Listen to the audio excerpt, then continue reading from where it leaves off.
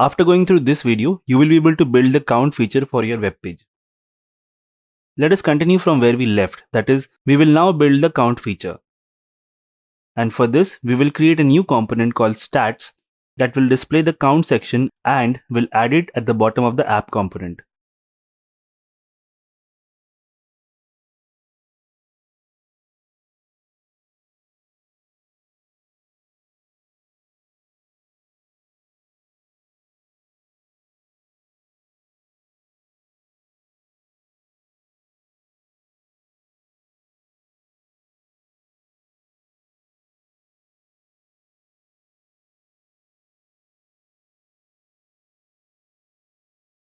The stats component would simply display the count of different colored headings. It will print the number of black headings, the number of red headings, and so on. Stats component can get that count information from the state data stored in the app component, that is, the boxes array.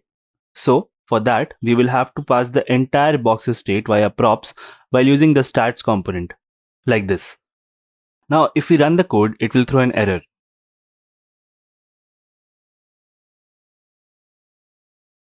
Pause the video here and have a look at the code. Can you think why we got this error? Well, this is because whenever a component returns two or more adjacent elements, they should wrap the elements inside a single parent element, which we have not done in our case. So, let us wrap the elements inside a single parent element like this.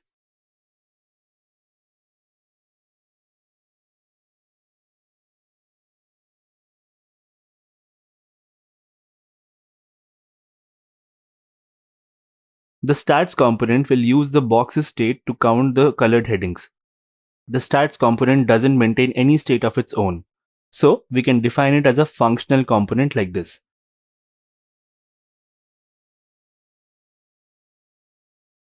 The function takes props as an argument. We fetch the boxes array from the props, iterate through it to check the color of each box and increment the corresponding count accordingly. Then at the end, we display each of the counts. So now it is time to run the code.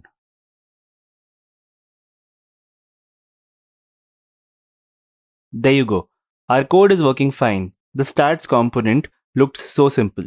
It is only because we maintained the state at the top level so that the state information can be shared across any component.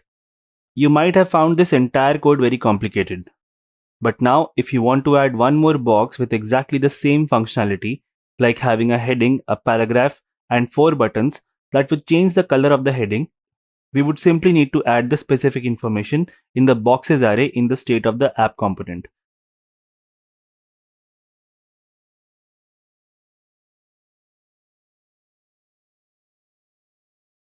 And that's it. Well, this brings us to the end of this topic.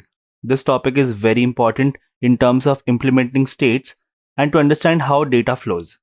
So, make sure you go through this code again, understand the logic behind every line of code, and execute it on your own. You can find the code for your reference below the video.